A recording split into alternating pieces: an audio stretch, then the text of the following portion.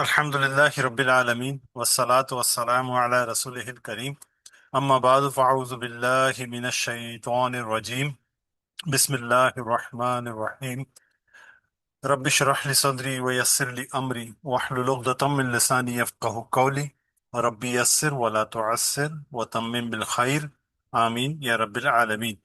السلام علیکم ورحمۃ اللہ وبرکاتہ. مضامین قرآن کی ایک اور نشست اللہ کے حکم سے، اللہ کے احسان سے ہم اس میں شامل ہوئے ہیں، جس میں ہم مطالعہ کر رہے ہیں سورہ شعراء کا، جس میں حضرت موسیٰ علیہ السلام کا قصہ یا وہ واقعات ہے جو حضرت موسیٰ علیہ السلام سے متعلق ہے. خاص طور پہ فرعون کا جو مکالمہ ہم نے پڑھا وہ ہم پڑھ رہے ہیں، اس کا مطالعہ کر رہے ہیں.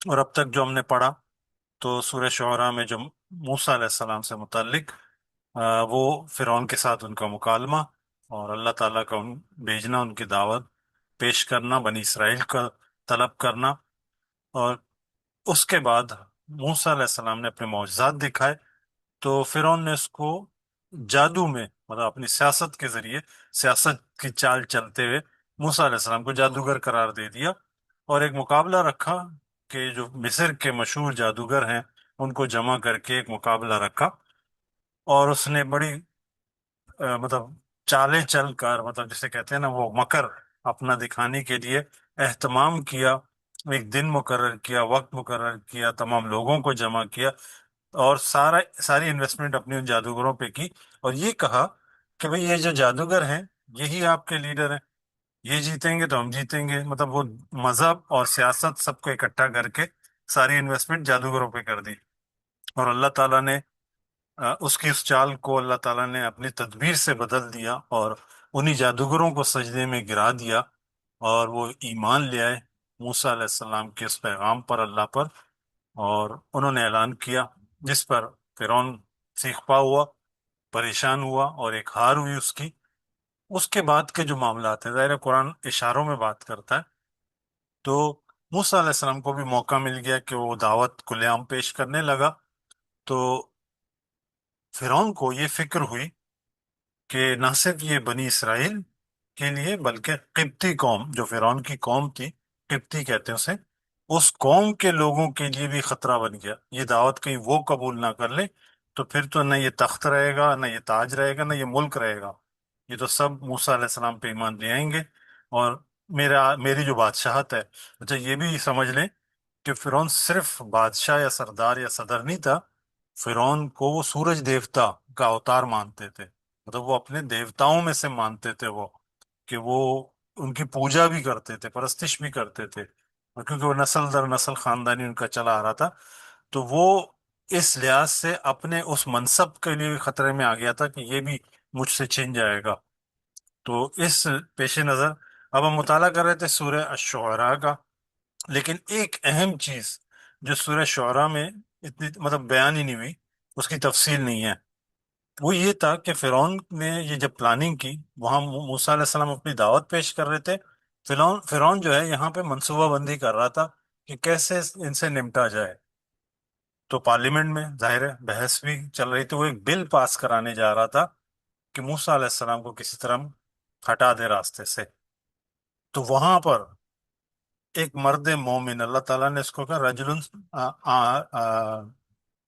مومن، رجل مومن، مرد مومن اٹھا جو فرعون کی قوم میں سے تھا، اور پارلیمنٹ میں تھا، یقیناً کسی منصب پہ بھی ہوگا، اور کہا یہ جاتا ہے کہ فرعون کے خاندان میں سے تھا. وہ اٹھا اور اس نے ایک تقریر کی، اور اس کا فرعون کے ساتھ مکالمہ ہوا، اور وہ دعوت دینے لگا.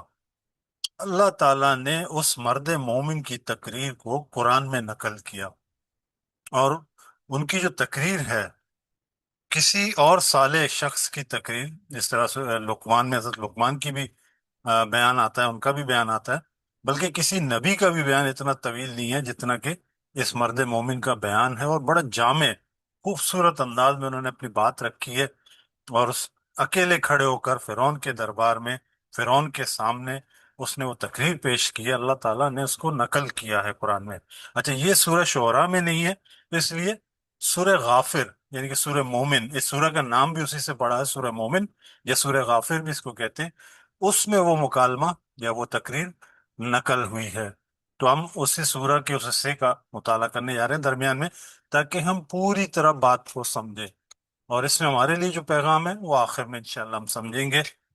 تو سورہ مومن آیت نمبر 26 تا 45 کا ہم مطالعہ کر رہے ہیں۔ فرعون کے دربار میں مرد مومن آل فرعون کی تقریر، یعنی کہ آل فرعون میں سے ایک مرد مومن کی تقریر تھی، جو اس نے فرعون کے اور سامنے اور درباریوں کے سامنے پیش کی۔ اب فرعون کیا پلاننگ کر رہا تھا؟ آخری حتمی اس نے جو نتیجہ دیا، بلکہ وہ بل پیش کر رہا ہے، براہ راست اب کچھ نہیں کر سکتا، وہ بل پیش کر رہا ہے۔ میں نے کہا نا بہت بڑا سیاستدان تھا، بڑا چالاک ہوشیار تھا، تو وہ ہر چیز کو لے کے چل رہا تھا، ورنہ موسیٰ علیہ السلام کو پکڑ کے مارنا مشکل نہیں تھا، ورنہ پوری قوم ہی پلٹ جاتی، اس کے لیے سارا مسئلہ کھڑا ہو جاتا۔ بڑی ہوشیاری کے ساتھ اپنی چالیں چلتا ہوا ایک بل پیش کرتا ہے۔ بل کیا ہے؟ اب یہ انشاءاللہ مطالعہ کریں گے آیات کا ساتھ ساتھ۔ اعوذ باللہ من الشیطان الرجیم۔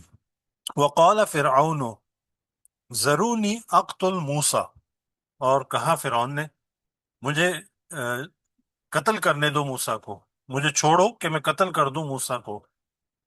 وَلْيَدْعُ رَبُّهُ، اور تاکہ وہ اپنے رب کو پکارے۔ مطلب ایک طرح سے اس کے یہ جو جملہ ہے نا وَلْيَدْعُ رَبَّهُ، اپنے رب کو پکارے۔ جب موسیٰ قتل ہو جائے گا تو اس کا رب تو نہیں آئے گا اس کو بچانے کے لیے، لوگوں کو پتہ چل جائے گا کہ موسیٰ علیہ السلام جھوٹ بول رہے تھے، نعوذ باللہ۔ اچھا، اب وہ دو باتیں رکھتا ہے، ایک بات مذہبی اعتبار سے، دوسرا سیاسی اعتبار سے، دونوں نقطے کو کور کرتے ہوئے۔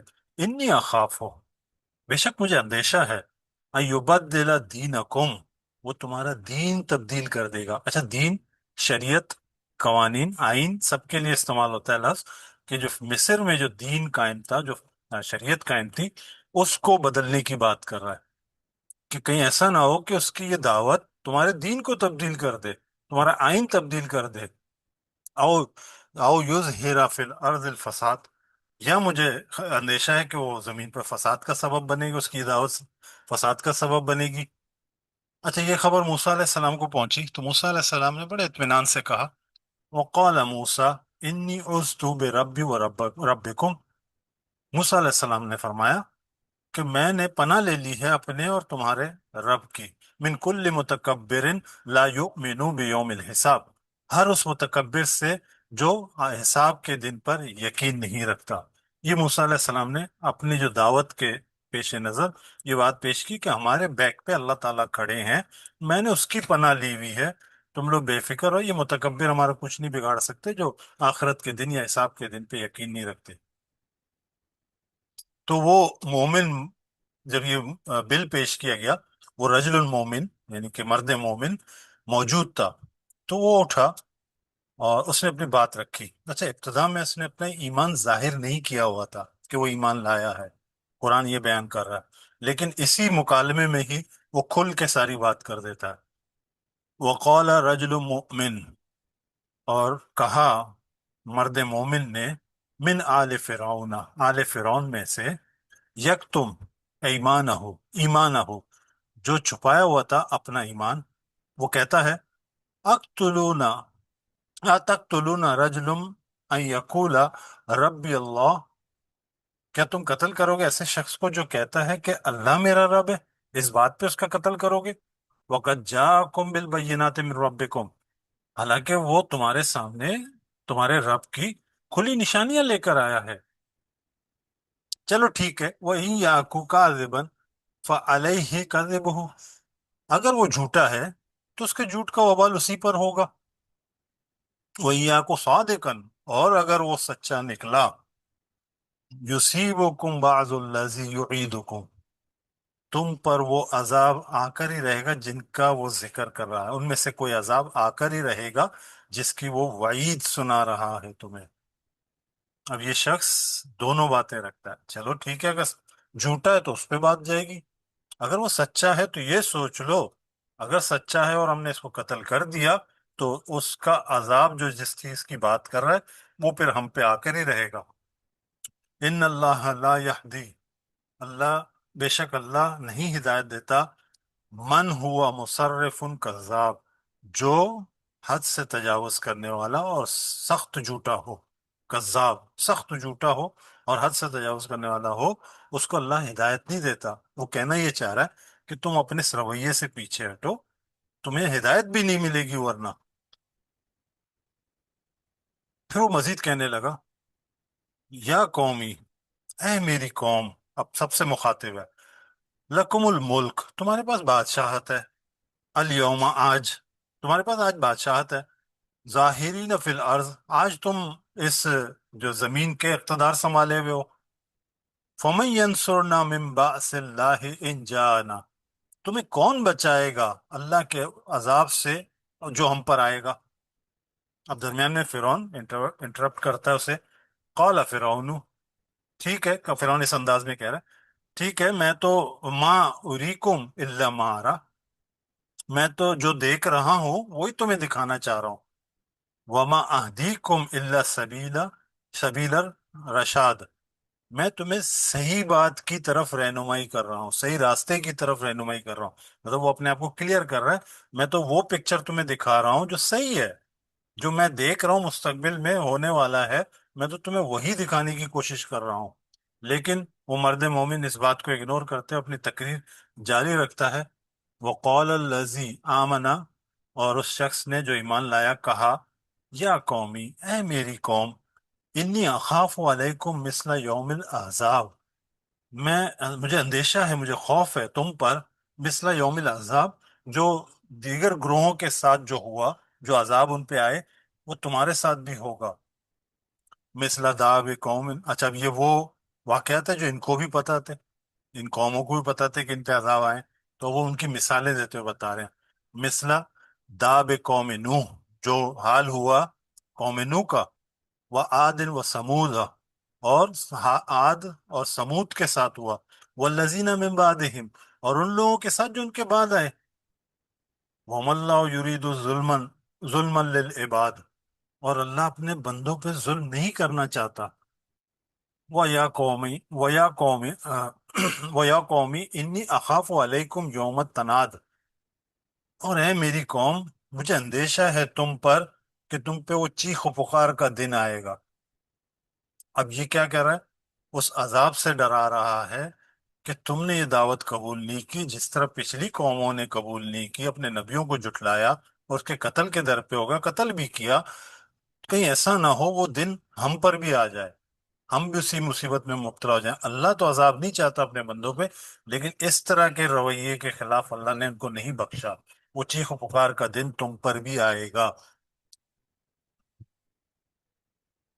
اچھا وہ مزید بتاتے ہیں، اس دن کیا ہوگا، یوم تولون مدبرین، جس دن تم پیٹ پھیر کر بھاگنے لگو گے، ما لکم من اللہ من عاصم، نہیں ہوگا اللہ کے سوا تمہارا کوئی مددگار، مطلب اللہ سے تمہیں بچانے والا کوئی نہیں ہوگا، وَمَن يُضْلِلْ وَمَن يُضْلِلْ اللَّهُ فَمَا لَهُ مِنْ هَادٍ، اور جسے اللہ گمراہ کر دے ان کو پھر کوئی ہدایت دینے والا نہیں ہے۔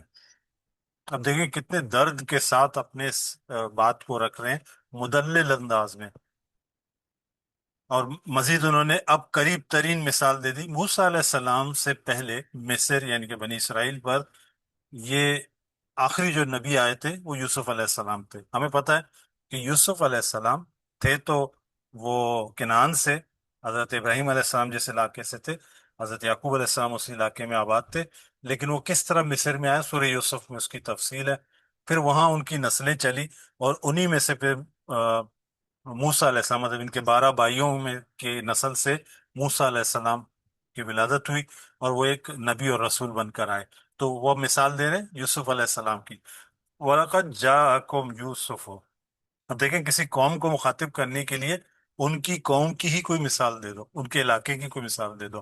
اگر آپ تاریخ پاکستان کی ہم بات کرتے ہیں تو ہم وہ تقسیم پاک و ہند کی بات کریں گے یا اس دور کی بات کریں گے تو ہمیں وہ تاریخ یاد ہے، ہم اس سے زیادہ متاثر ہوں گے۔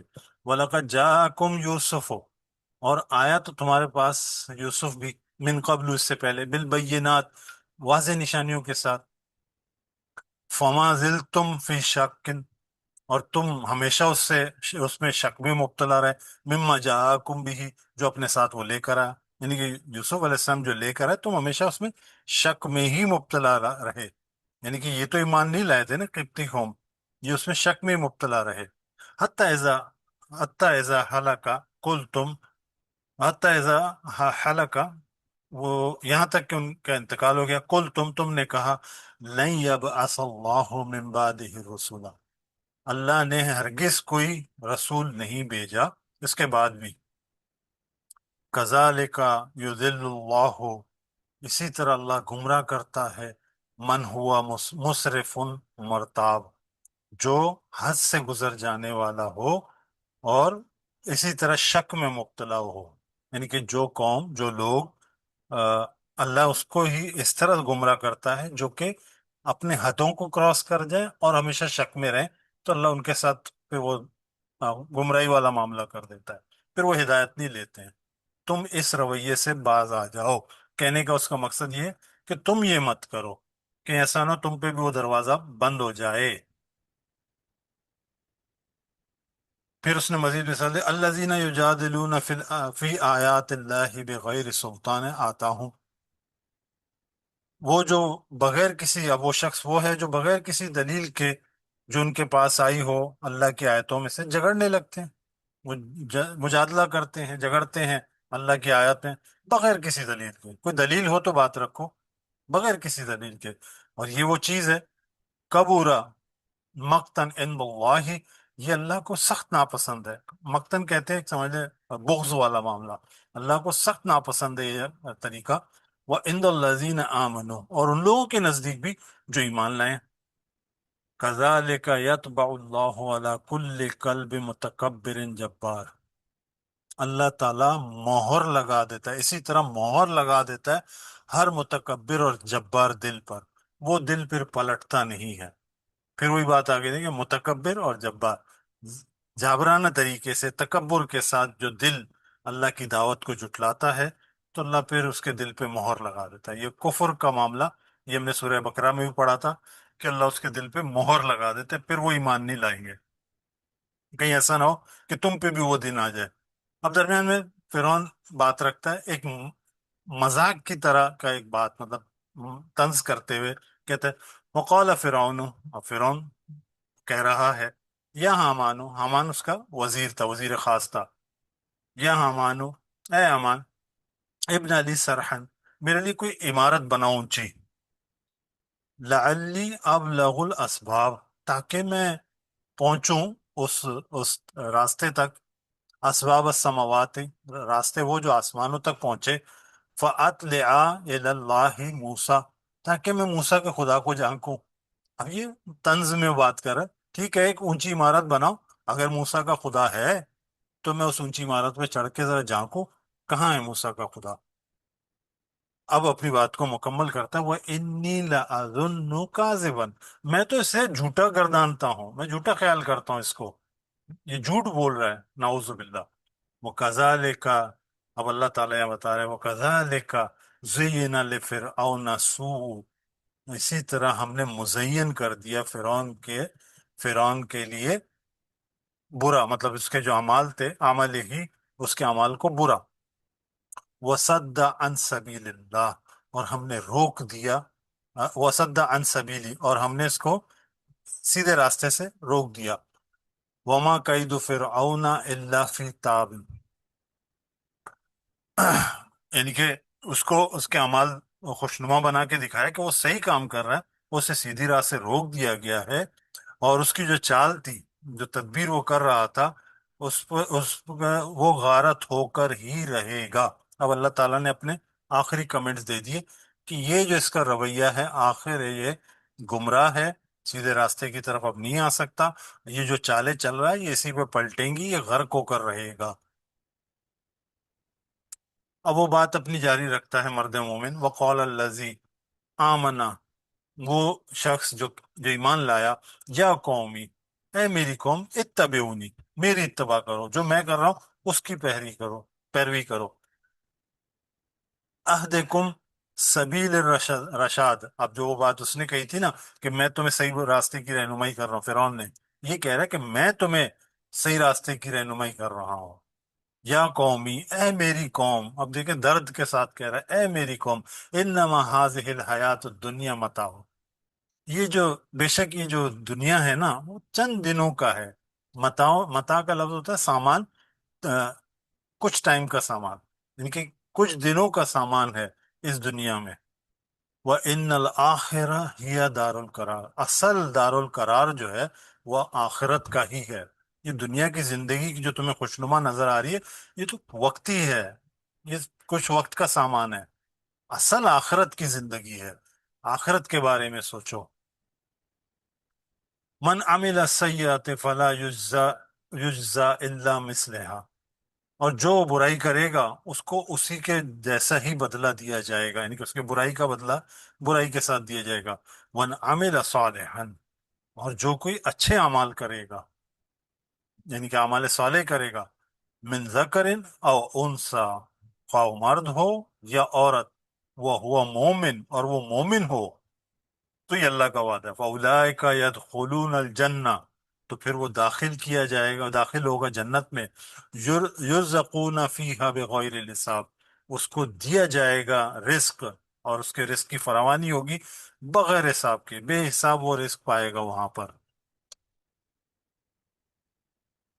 وہ یا قومی، وہ اپنی قوم کو مزید مخاطب کر رہا ہے، اور میری قوم، اے میری قوم، ما لی ادعوکم الی نجات، میں کیا دیکھ رہا ہوں، میں تمہیں نجات کی طرف بلا رہا ہوں، وَتَدْعُونَنِي إِلَى النَّارِ، اور تم مجھے بلا رہے ہو، تم لوگ مجھے بلا رہے ہو آگ کی طرف۔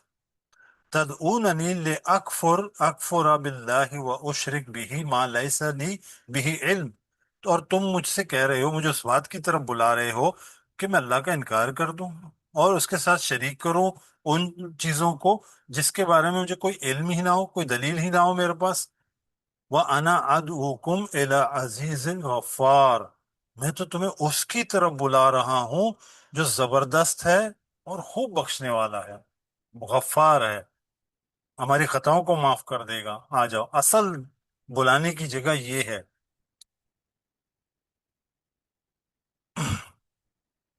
اچھا، آگے مزید یہ کہتا ہے لا جرم ان ما تدعوننی الی لیس لہ دعوت فی الدنیا والآخرہ، اس میں کوئی شک نہیں ہے کہ جن کی طرف تم مجھے دعوت دے رہے ہو اس کا نہ دنیا میں کوئی حال ہے نہ آخرت میں کوئی نتیجہ ہے۔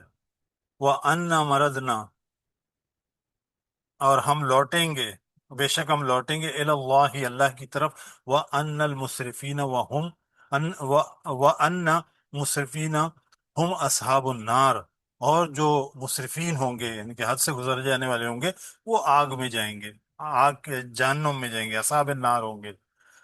اب یہ آخری بات اپنی کہہ رہا ہے، فَتَذْكُرُونَ مَا أَقُولُ لَكُمْ، ان قریب تم یاد کرو گے جو میں تم سے کہہ رہا ہوں۔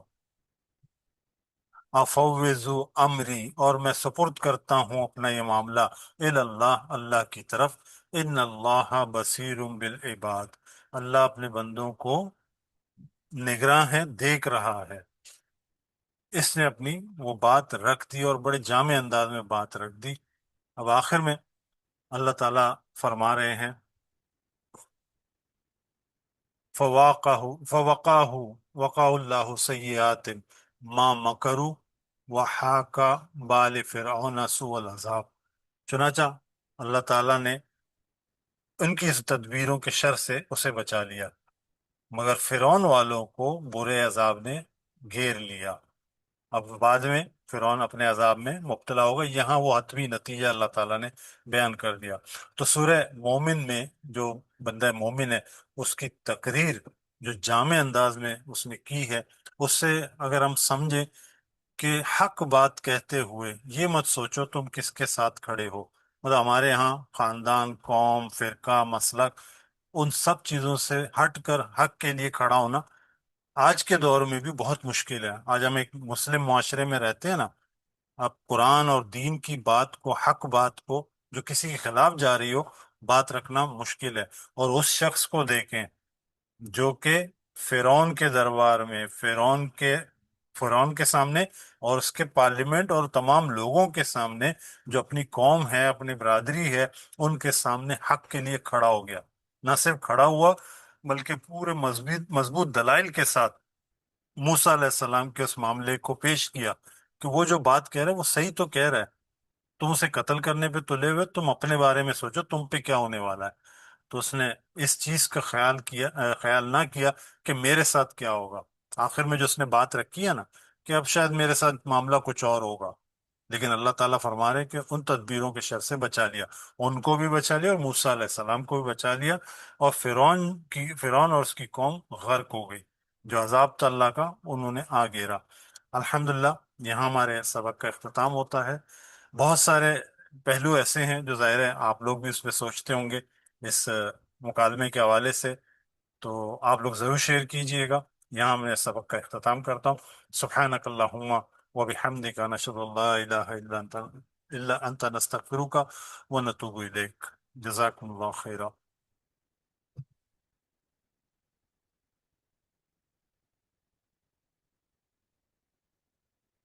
تو یہ میرے لیے ضروری تھا کہ میں اس چیز کو جو کہ موسیٰ علیہ السلام کے اس واقعے سے متعلق تھا، کسی دوسری سورہ میں تھا جو اس موقع کے مطابق تھا، میں لے آیا. سورہ غافر کی وہ آیات تھی. اب آپ لوگوں کے اگر کوئی سوال ہو یا اس پہ کوئی اپنا تبصرہ ہو آپ لوگوں کا یا مطالعہ ہو تو ضرور شیئر کیجیے گا، ہمارے پاس وقت ہے.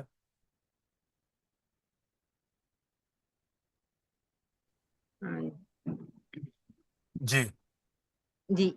ہاں جی سر، یہی ہے کہ وہ ابھی جو ہم نے آیت پڑھی کہ دنیا کی زندگی تو کچھ نہیں، آخرت ہی اصل ہے. تو ابھی جو یہ واقعہ ہوا جہاز والا، تو واقعی اس سے ایسی ایسی اس میں کہانیاں تھیں کہ واقعی انسان کے، وہ کہتے ہیں نا کہ مارکیٹ مطلب بازار میں آ جاتا ہے اس کا کفن اور اس کو پتہ ہی نہیں ہوتا. ایسے تو ہی. وہی ہے کہ اس سے بس ہے ایک دم وہ ہو جاتا ہے. اور واقعی میں آپ نے بالکل صحیح کہا کہ ہم آج کل بھی یہی ہوتا ہے کہ یہ خاندان کا بڑا ہے، اس سے یہ نہ کہو. مطلب اگر صحیح بھی ہے ہم نہیں بول پاتے کہ بھائی ناراضگی ہو جائے گی، فلانا ہو جائے گا، مطلب کوئی غلط بات بھی ہو رہی ہے تو ہم اس کو روک ہی نہیں پاتے. تو اس کے لیے ہم کیا کریں؟ مطلب بعض دفعہ واقعی سمجھ نہیں آتا کہ کس طرح سے، اگر ہم صحیح سے بھی بات کریں لیکن دوسرا سمجھنا ہی نہیں چاہتا. اچھا، اس کے لیے کیا کریں آپ کا یہ سوال ہے. تو میرا بھی جی ایک سر. سوال ہے پھر آپ سے. کیا آپ سمجھتے ہیں جی. قرآن حق ہے؟ جی بالکل. نبی صلی اللہ علیہ وسلم کی دعوت حق ہے؟ جی. تو اس حق کو بیان کریں. وہ کسی کے خلاف جاتی ہے جائے. اچھا آپ دیکھیں اس پورے مکالمے میں اس نے کوئی جھگڑا نہیں کیا، کوئی بحث اس طرح کی نہیں کی کہ وہ لڑنے والی باتیں کر رہا ہے کہ میری طرف سے بدعا ہے تو مذہب میں مختلف، ایسا کچھ بھی نہیں کیا. اس نے صرف وہ حقائق رکھے. میں پھر وہی کہوں گا، ابتدا میں نے مطلب پچھلی کلاسز میں بھی بات رکھی کہ قرآن کی دعوت کو پیش کر دینا ہمارا کام ہے. آپ اس دعوت کو پیش کریں. آپ سمجھتی ہیں کہ یہ میں سمجھی ہوں قرآن سے اور یہ بات بالکل صحیح ہے اور یہ جو بات ہو رہی ہے یہ اس کے خلاف ہے، تو آپ اپنا حق بات ضرور رکھیں. صحیح. یہ میرا جزاک اللہ. مشورہ ہے، باقی آپ بہتر جانتی ہیں. جی نوشابہ صاحبہ. جی مجھے اس میں نا بہت بڑا ایک لیسن جو ملا ہے ہدایت کے لیے، وہ جھوٹ کا ہے کہ ہوں. ہم بہت زیادہ مطلب بلا سوچے سمجھے چھوٹی چھوٹی باتوں میں بھی جھوٹ بول دیتے ہیں. تو ہدایت کے لیے جو مجھے سمجھ آئی ہے، اگر آپ سے مجھے صحیح کیجیے گا، کہ جھوٹ جو ہے وہ سیڑھی ہے. مطلب اگر آپ جھوٹ بولیں گے تو ہدایت آپ سے دور ہوتی جائے گی. بالکل. اور مطلب اس پہ بہت زیادہ کام کرنے کی ضرورت ہے ہمیں کہ جھوٹ زندگی سے نکال دیں ٹوٹلی. بالکل. اچھا یہ جھوٹ والی بات آپ نے کی تھی. جھوٹ جو ہے گناہ ہے، یہ بات کلیئر ہے نا. اور جی. کبائر میں سے ہے. مطلب یعنی کہ اس کی سینسٹیوٹی آپ دیکھ لیں کہ اتنا بڑا گناہ ہے کہ اس کو روک دیا گیا وہ بڑے بڑے گناہوں میں شامل کر کے. یہ بالکل صحیح کہا آپ نے کہ جب ہم جھوٹ بولتے ہیں بیسیکلی ہم کسی اور کے اوپر جھوٹ نہیں بول رہے ہیں، اپنے اوپر جھوٹ بول رہے ہیں، اپنے آپ کو تسلی دے رہے ہوتے ہیں. یہاں سے اگر ہم نے پہلی سیڑھی پہ قدم رکھا، ابتدا میں دل گھبرائے گا کہ میں نے جھوٹ بولا، بعد میں وہ گھبراہٹ بھی ختم ہو جائے گی.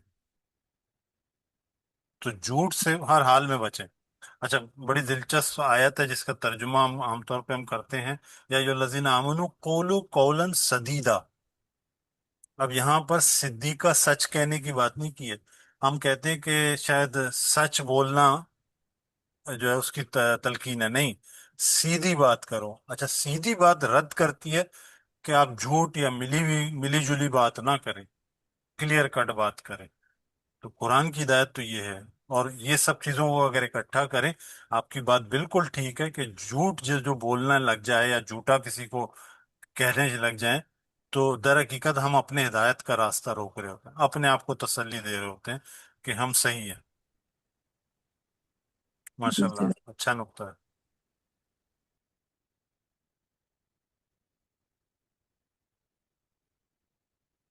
مزید کوئی بات سر اور ایک ہے؟ سوال جی جی جی جی۔ سر ایک سوال اور تھا اس میں، جبار کا مطلب ہے سرکش، یہی ہوں تھا نا اس میں؟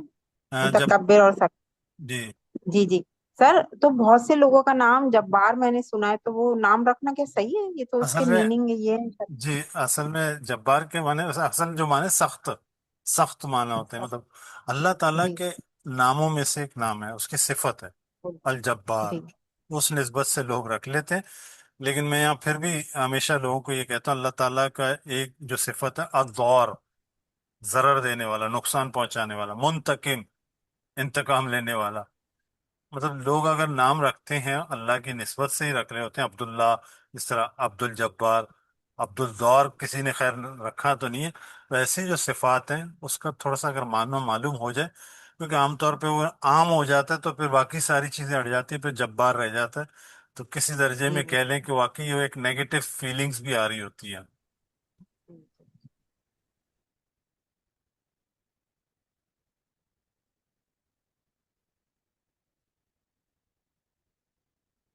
اچھا، میرا سوال اس سے ریلیٹڈ تو نہیں ہے لیکن ہو بھی سکتا ہے کہ جب ہم کوئی آیات پڑھتے ہیں تو ہم کس طرح فائنڈ کریں گے کہ اس میں اللہ تعالیٰ نے ڈائریکٹ کس کو مخاطب کیا ہوا ہے، اور مخاطبین مطلب مخاطب تو اللہ ہی ہے، آگے مخاطبین کون ہے اس وقت کے؟ حضور صلی اللہ علیہ وسلم تھے یا منافقین تھے؟ تو جب ہم سورت پڑھ رہے ہوں یا اس طرح کی آیات، تو ہم کس طرح صورتوں میں سے اس کو نکال سکتے ہیں؟ ہوں۔ اچھا، جب بھی کوئی آیت آپ کے سامنے آ جائے، مطلب مطالعے کے طور پر ہی درمیان میں کسی آیت پہ آپ چلی گئی، تو ظاہر ہے آپ اس کا ترجمہ پڑھیں گی براہ راست، اگر آپ عربی سے نہیں سمجھ پا رہی تو آپ ترجمے میں دیکھیں گے بات آپ کو ادھوری لگ رہی ہے، تو آپ پیچھے جائیں، پچھلی آیتوں میں دیکھیں کہ بات کیا ہو رہی تھی، تو وہاں خود واضح ہونا شروع ہو جائے گا۔ ایٹ لیسٹ وہ رکو پورا پڑھ لیں تو آپ کو پتہ چل جائے گا کہ بات کیا ہو رہی ہے۔ اچھا، پھر سورہ کا ایک اپنا اسلوب ہوتا ہے، ماشاء اللہ اب تو تفاسیر اور تراجم موجود ہیں، تو ہمیں پتہ چل جاتا ہے کہ یہ سورہ کس دور کی ہے اور کون لوگ ان سے مخاطب تھے۔ دو بڑے بریک اپ ہیں، کہ جو مکی دور کی سورہ ہے اور مدنی دور کی سورہ ہے۔ مکی دور میں زیادہ تر خطاب، بلکہ ٹوٹل خطاب اس طرح کا آپ کو ملے گا جو کہ مشرکین مکہ سے متعلق ہے، یا وہ منکرین ہیں جو کہ سرداران تھے، ان کے متعلق آپ کو باتیں ملیں گی، اور وہاں پر زیادہ تر مخاطب انسان ہے، یا ایھا الانسان، یا ایھا الانسان۔ تو آپ کو اس سے بھی اندازہ ہو جائے گا کہ یہ مکی دور کی سورہ ہے، اور اس سورہ میں جو دعوت ہے اس کا انداز بھی آپ کو مختلف ملے گا۔ تو بہرحال یہ ایک وسیع ٹاپک ہے، لیکن ایٹ لیسٹ آپ اس سورہ کے شروع کا مطالعہ کریں اور اس رکوع کا مطالعہ کریں تو آپ کو اندازہ ہو جائے گا۔ مزید سہولت کے لیے تفسیر میں جو حاشیے ہوتے ہیں ان کو دیکھ لیں، یا سورہ کا ایک دفعہ تعارف پڑھ لیں کہ جن مفسرین نے لکھا ہے، تو آپ کو اندازہ ہو جائے گا۔ بلکہ پہلا بہتر طریقہ یہ ہے کہ تعارف پڑھ لیا کریں، تاکہ آپ کو اندازہ ہو کہ یہ سورہ کس دور کی ہے، مخاطبین کون ہیں، اس کے دعوت کیا ہے، اس کا موضوع کیا ہے۔ اس کو جب ہم سمجھیں گے تو پھر آپ ترجمہ آرام سے کرتی چلی جائیں گی انشاءاللہ۔ آپ اس میں کوئی ریکمینڈ کریں گے جس میں ڈیٹیل سے یہ تمام چیزیں بھی ڈسکرائب کی ہوں کسی تفسیر میں؟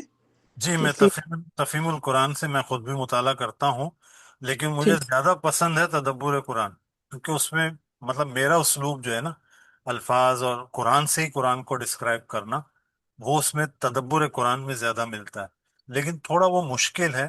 عام فہم کے لیے تفہیم القرآن زبردست ہے، آپ اس کو دیکھیں، آپ کو بڑا مزہ آئے گا، اور بلکہ آج کل آڈیو میں بھی موجود ہے، تو آپ اگر سننا چاہیں آپ کو آیت، اس کا ترجمہ اور اس کی تفسیر مل جاتی ہے ساتھ ساتھ۔ ٹھیک، تھینک یو۔ جزاک اللہ۔ اچھا، ماشاء اللہ پارٹیسپینٹس ہوتے ہیں ہمارے ساتھ، کچھ خاموش ہوتے ہیں اور کچھ ایسے ہوتے ہیں جو کہ ماشاء اللہ کلاس میں بھی نہیں آتے، تو میری گزارش ہے آپ لوگ بھی اپنا حصہ کچھ ڈالیں، کچھ نہ کچھ ڈالیں، کچھ سوال پوچھ لیں، اس سے مجھے حوصلہ ملتا ہے کہ لوگوں کو بات سمجھانا میرے لیے آسان ہو جاتا ہے۔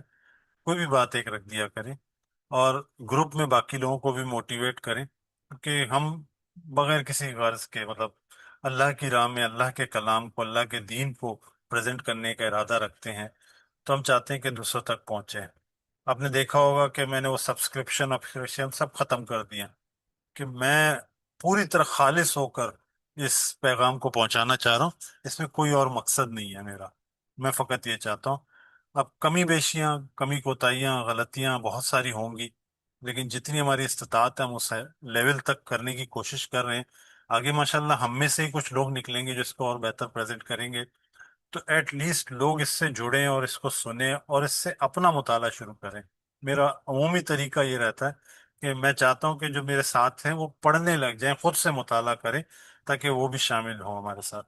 تو یہ ایک میری گزارش ہے آپ سب سے، باقی گروپ کے ممبران، آپ تھوڑا سا ذمہ داری اٹھاتے ہوئے ان کو بھی موٹیویٹ کریں اور نئے لوگوں کو بھی شامل کریں، تاکہ یہ پیغام ان تک بھی پہنچے اور آپ میرے اور آپ کے لیے صدقہ جاریہ بنے۔ چلیں جی، بہت شکریہ۔ اگر کوئی مزید بات نہیں ہے، کچھ سوال نہیں ہے، تو پھر ہم اس اپنے سیشن کا اختتام کرتے ہیں۔ امید کرتے ہیں اللہ تعالیٰ ہم جو کچھ یہاں پڑھ رہے ہیں، سب سے پہلے اللہ تعالیٰ ہمیں اس کی سمجھ عطا فرمائے، ہمیں اس کا فہم عطا فرمائے، اور پھر ہم اس کو سمجھ کر عمل کرنے والے بنے اور اس کو دوسروں تک پہنچانے والے بنے۔ اللہ تعالیٰ ہماری اس کاوش کو قبول فرمائے۔ آمین۔ یہ حضور صلی اللہ علیہ وسلم کا کو مخاطب کر کے جو جتنی بھی باتیں کی گئی ہیں، جی تو سب سے بڑا قصہ جو ہے حضرت موسیٰ علیہ السلام کا ہے۔ اور وہاں پہ دیکھیں کہ فرعون کے دربار میں ایک بندہ اتنے بڑے دربار میں بھی سچ بول رہا ہے، بالکل۔ تو یہ جو ہے سب سے بڑی ہمت کی بات ہے، اور یہ اللہ ہم لوگوں کو سکھائے۔ جی ماشاء اللہ، آپ نے آخر میں بات رکھی اور اس پورے سبق کا جو جس سے سبق لینا ہے وہ بات بیان کر دی آپ نے، یہی سبق ہے اس میں آج کے ماشاء اللہ ہمارے سیشن میں۔ جزاکم اللہ خیر۔